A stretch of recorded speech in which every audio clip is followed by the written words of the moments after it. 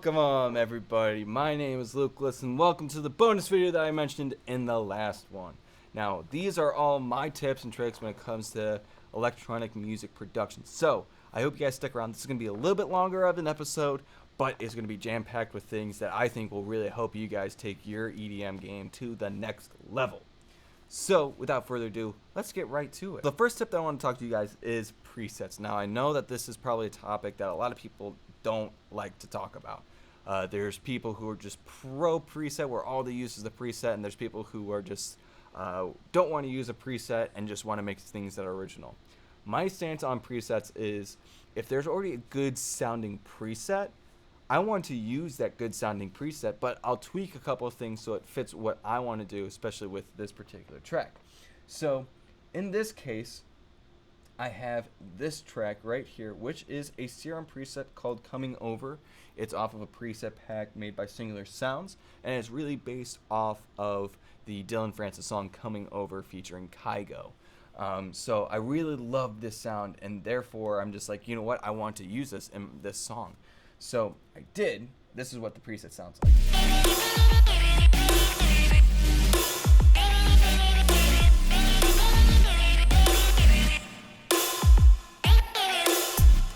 Again, I absolutely love the way that sounds. And that's a preset, so that's really cool.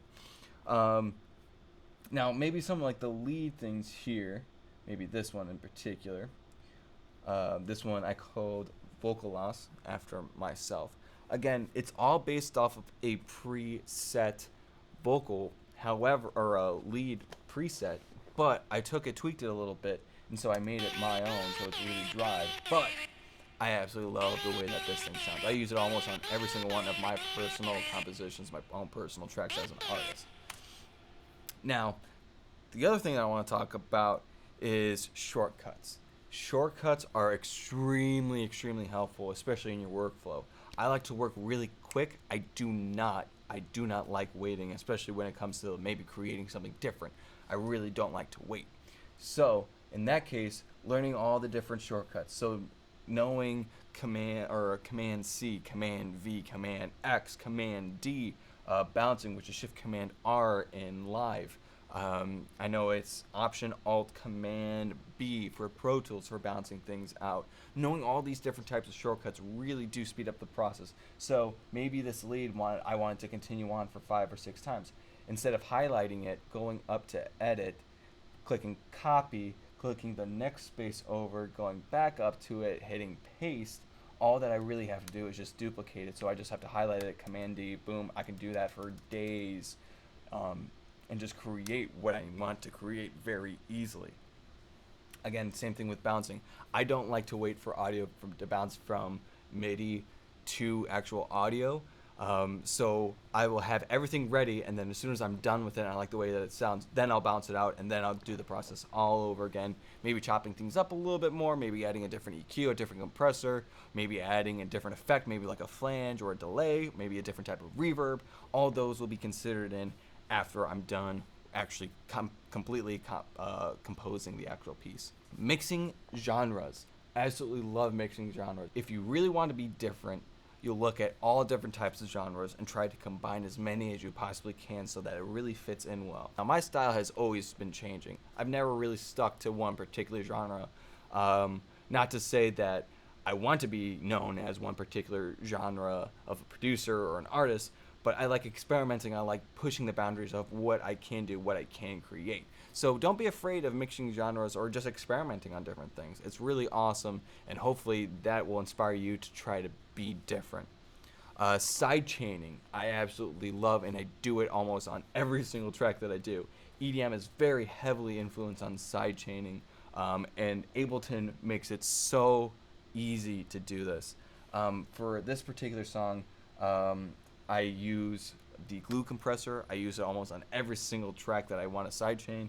There's a wonderful function as soon as you open it up and it's a sidechain. You click it, you select where the audio is coming from. Mainly this is going to be your kick. It could be the vocals, it could be the hi-hats, it could be whatever you want it to be. And then from there, I just have to set the threshold in which the compressor actually works, as well as the attack and release, as well as I could use a different ratio, but the 4 is pretty good for what it does. The last thing that I want to talk about is my master chain. Now, you're not technically supposed to be using this on the actual master track itself, on where everything is being bounced to. But again, with EDM, it's very all digitalized, so there's really not much that has to go through it. In which case, all that I'm doing is just compressing, EQing, maybe stereo imaging it. Now, I could add a group track and send all of them to it, and then bust it that way. But this is just the way that I produce music. It might be wrong, it might be right, we don't know. But I love messing with Isotope's Ozone. I do have the 7 advanced. I absolutely love it. I mix in mid-side as opposed to just stereo. I think that this allows you to really clean up your mixes a little bit more. So you have the mid, which is more like the center channel. So say for this particular song, this is what the mid channel sounds like. Now again, this is all post EQ. This is all EQ'd up. So that's the mid section. So if we take a look, or actually this is everything. This is the mid section right here. And then this is the side. So this is everything outside. So you put them together. Just make an awesome track. The next thing that I really like to do is have the imager, which I don't know if you guys use at all, but I highly recommend using this. This will allow you to really either clean up or just really create a wide, fast, lush sounding mix. So I tend to like to take all the higher frequencies. Now each individual song might not be the same, but for this one I take everything almost at 14K and up and expand it 100%. So this is what this particular one sounds like.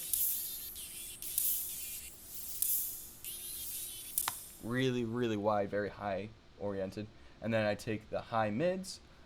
This is everything between basically 2K and that 14K.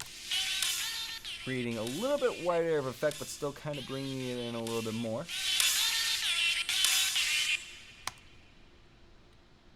Then I take the low mids, and this is everything from 114 hertz up to that 2K range. And again, I want to narrow it a little bit more just so that not everything is so rounded and beefy sounding. So it really just cleans it up a little bit. And as you can see here in this section here where it's actually laying out, how it's very almost mono. And then lastly, I do have all that low end, and that low end is completely monophonic. As you can tell right here, look. Just straight as an arrow. But that's ultimately what you want. All your subs, your kicks, you really just want it to be monophonic. But you can have like a bass or a lead that really just fills it all in. Again, I can't stop raving about it. I use that Renaissance AXX compressor. I absolutely love it. It's just smashing everything down, which is ultimately what I want. So I like using the L1 Ultra Maximizer Limiter. It just helps me at least just bring everything down, or in this case, everything up to where I want it to be. But if I'm going to be mastering it, which I will be, I'll actually take the out ceiling and bring it down to around -6. Therefore, it's just compressing everything a little bit more, and that way whenever I EQ it up and compress it with the mastering set of Ozone, I will just completely bring it up.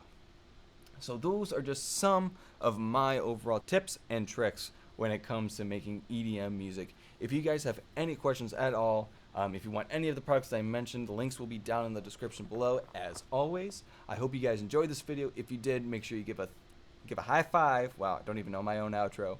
Give a high five to that like button. Also, make sure you give a slap to that subscribe button. Lets me know that you guys want more. Also, comment down below on any topics or any questions that you might have, either in this video, previous ones, or if you want to see me do something, again, comment that down below. And as always, guys, it's been a pleasure putting on this entire series for you. And as always, we will see you all on the next track.